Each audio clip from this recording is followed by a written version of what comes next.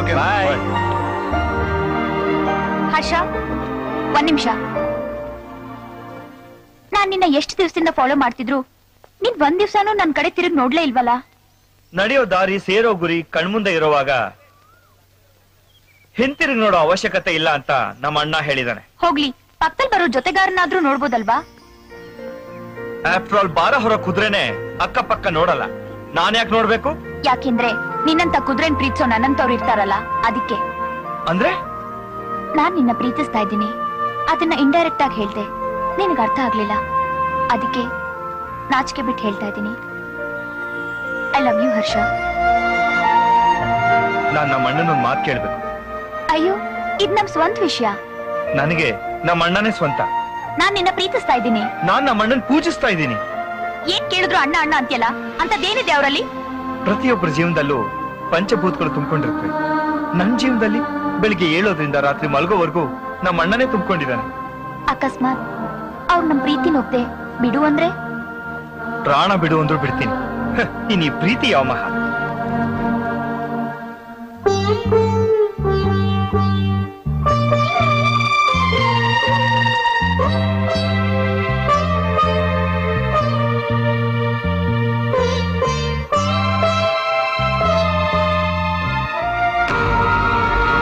ಐಶ್ವರ್ಯ, ಐಶ್ವರ್ಯ, ಐಶ್ವರ್ಯ ವಾಗ ತೆಗಿಯಮ್ಮ. ಅಯ್ಯೋ, ಏನಂದ್ರೆ ಬೇಗ ಬನ್ನಿ. ಐಶ್ವರ್ಯ, ಐಶ್ವರ್ಯ ಒಳಗಡೆ ಹೋಗಿ ಬಾಗ್ಲ ಹಾಕೊಂಡ್ಬಿಟ್ಟಿದ್ದಾಳೆ, ತೆಗಿತಾನೆ ಇಲ್ಲ. ಐಶ್ವರ್ಯ, ತೆಗಿಯಮ್ಮ. ಐಶ್ವರ್ಯ, ಬಾಗ್ಲು ನೋಡಿರೋ.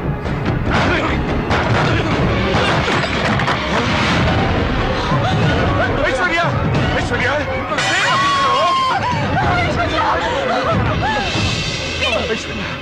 ಐಶ್ವರ್ಯ, ಬಿಡಿ, ನನ್ ಸಾಯ್ಬೇಕು. ಸಾಯೋ ಅಂತದ್ ಏನಾಯ್ತೆ ನಿನಗೆ? ಬದುಕಕ್ಕೆ ಇನ್ನೇನು ಉಳ್ದಿದೆ? ಪ್ರೀತಿಸೋನ್ ಜೊತೆ ಬಾಳೋಣ ಅಂದ್ರೆ ಅದಕ್ಕೆ ನೀವಿಬ್ರು ಒಪ್ಪಲ್ಲ. ಬೇರೆಯನ್ ಜೊತೆ ಬಾಳಕ್ಕೆ ನನ್ ಮನ್ಸು ಒಪ್ಪಲ್ಲ.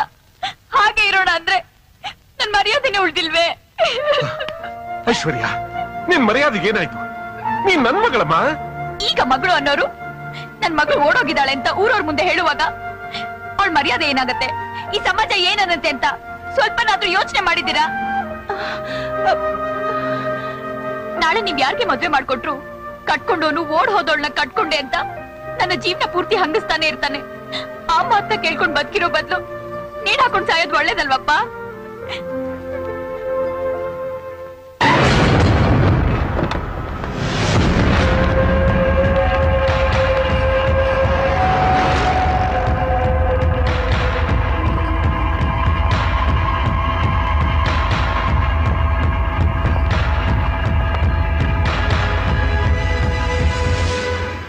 ಗಣೇಶ, ನಾನು ಯಾವಾಗ್ಲೂ ತಪ್ಪ ನಿರ್ಧಾರ ತಗೊಳ್ತೀನಿ. ಒಬ್ಬ ತಂದೆ ಸ್ಥಾನದಲ್ಲಿ ನಿಂತ್ಕೊಂಡು ನಾನು ಒಂದು ನಿಮಿಷ ನನ್ನ ಮಗಳ ಬಗ್ಗೆ ಯೋಚನೆ ಮಾಡಲಿಲ್ಲ. ಆದ್ರೆ ನೀನು ಅವಳು ಮಾನದ ಬಗ್ಗೆ ಯೋಚನೆ ಮಾಡಿದೆ. ನಿನ್ನಂಥ ದೊಡ್ಡ ಮನುಷ್ಯನ ಮುಂದೆ ನಾನು ಸಂಪಾದನೆ ಮಾಡಿರೋ ಆಸ್ತಿ ಅಂತಸ್ತೆಲ್ಲ ವೇಸ್ಟ್. ವಯಸ್ಸಿಗೆ ಬಂದು ತನ್ನ ಕಾಲ ಮೇಲೆ ತಾನು ನಿಂತ್ಕೊಳ್ಳೋ ಜವಾಬ್ದಾರಿ ಶಕ್ತಿ ಇದ್ರು ಅಣ್ಣನ್ನ ದೇವರ ಸ್ಥಾನದಲ್ಲಿ ಇಟ್ಟಿದಾನಲ್ಲ ನಿನ್ನ ತಮ್ಮನಿಗೋಸ್ಕರ ಎಂತ ಶಿಕ್ಷೆ ಬೇಕಾದ್ರೂ ಅನುಭವಿಸೋದಕ್ಕೆ ಸಿದ್ಧವಾಗಿರೋ ನಿನ್ನಂತ ಅಣ್ಣನ ಮನೆ ಆರಿಸ್ಕೊಂಡಿದ್ದಾಳಲ್ಲ ನನ್ನ ಮಗಳು. ನಿಜವಾಗ್ಲೂ ನಾನೇ ಅದೃಷ್ಟವಂತ. ಬಾಮ್ಮ. ಗಣೇಶ, ದಯವಿಟ್ಟು ನನ್ನ ಮಗಳನ್ನ ನಿನ್ನ ಮನೆ ತುಂಬಿಸ್ಕೋ.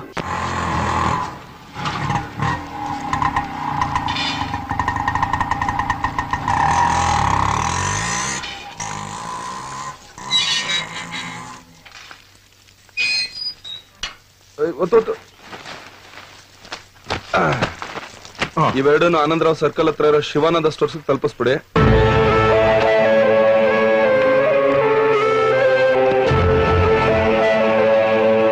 ಯಜಮಾನ್ರೆ, ನಮ್ಗೆ ಯಾರು ಬೇಕಾಗಿತ್ತು?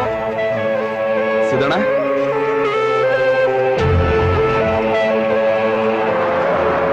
ಯಾವಾಗ ಬಂದ್ರಿ ಸಿದ್ದಣ್ಣ? ಈಗ ತಾನೇ ಬಂದೆ. ಹೌದಾ, ಬನ್ನಿ ಬನ್ನಿ. ಹೇಗಿದ್ದಾರೆ ಊರಲ್ಲೆಲ್ಲ? ಚೆನ್ನಾಗಿದ್ದಾರೆ. ಸಿದ್ದಣ್ಣ, ಚೆನ್ನಾಗಿದ್ದೀರಾ? ಹಾ, ಚೆನ್ನಾಗಿದ್ದೀವಿ.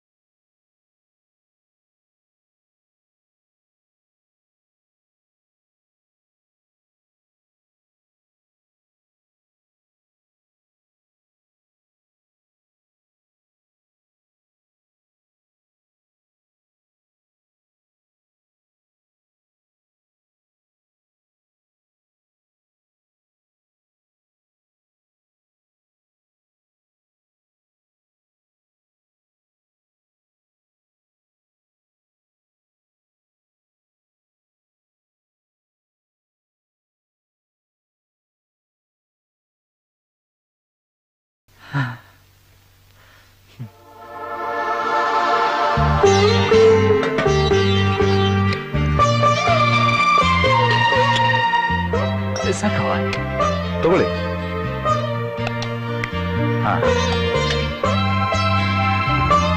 ಸಾಕು ಸಾಕ.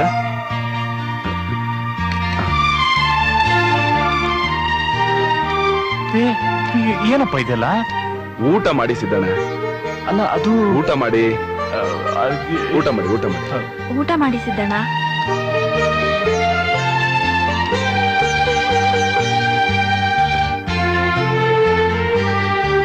ಹೋಗ್ಬಿಟ್ಟು ಬರ್ತೀನಿ. ನೋಡಪ್ಪ, ಗಾಳಿ ನೀರು ಇಲ್ಲ ಅಂದ್ರೇನೆ ಬದುಕೋದ್ ಕಷ್ಟ ಆಗುತ್ತೆ. ನೀನ್ ಬರ್ಲಿಲ್ಲ ಅಂದ್ರೆ ನಮ್ ಬದುಕೇ ನಿಂತು ಹೋಗುತ್ತೆ. ಖಂಡಿತ ಬರ್ತೀನಿ ಸಿದ್ದಣ್ಣ. ಒಂದ್ ನಿಮಿಷ ತಗೊಳ್ಳಿ. ಬೇಡಪ್ಪ ಬೇಡ. ತಕೊಳ್ಳಿ ಸಿದ್ದಣ್ಣ. ಓಡ್ ಬನ್ನಿ. ಹೋಗಿ ಆಟೋ ಹತ್ತಿಸ್ಬಿಟ್ ಬಾ. ಆಯ್ತಣ್ಣ, ಬರ್ತೀನಿ. ಹೋಗ್ಬಿಟ್ಟು ಬನ್ನಿ.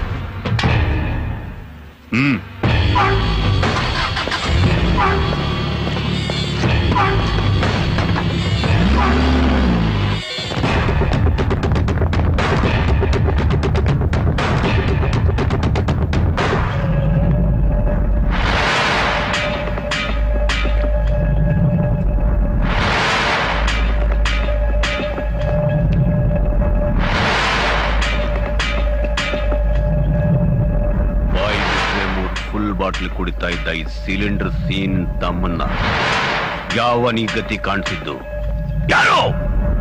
ಗಣೇಶ್ ಅಂತಣ, ಗಾಂಧಿ ಬಜಾರ್ಲಿರೋದು.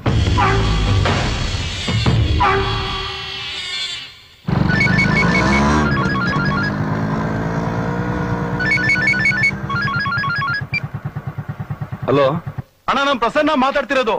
ಅದ್ಯಾರು ಸಿಲಿಂಡರ್ ಸೀನಾ ಅಂತೆ ಇದ್ದಕ್ಕಿದ್ದಾಗೆ ಮನೆ ಒಳಗಡೆ ನುಗ್ಬಿಟ್ಟು ಪಾರ್ವತಿನ ಪ್ರಿಯನ ಹೇಳ್ಕೊಂಡು ಹೋಗ್ಬಿಟ್ರಣ. ಏನ್ ಹೇಳ್ತಾ ಇದ್ಯಾ? ಹೌದಣ್ಣ.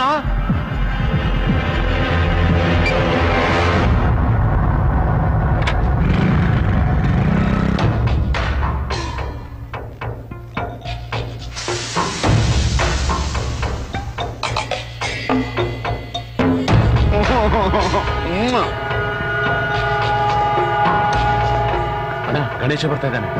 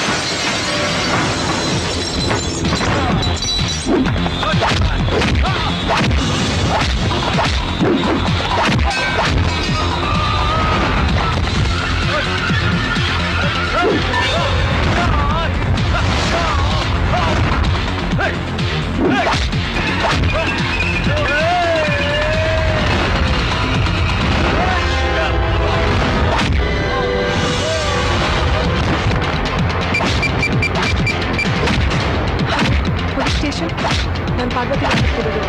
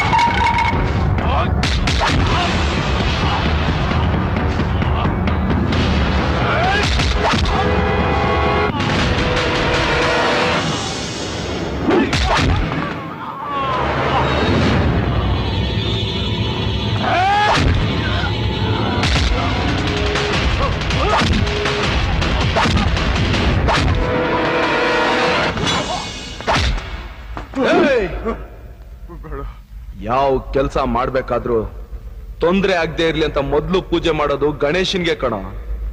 ಅಂತದ್ರಲ್ಲಿ ನನ್ನೇ ಎದುರಾಕೊಡಿದ್ಯಲ್ಲ. ಹುಷಾರ್ ಹುಷಾರ್ ಹುಷಾರ್.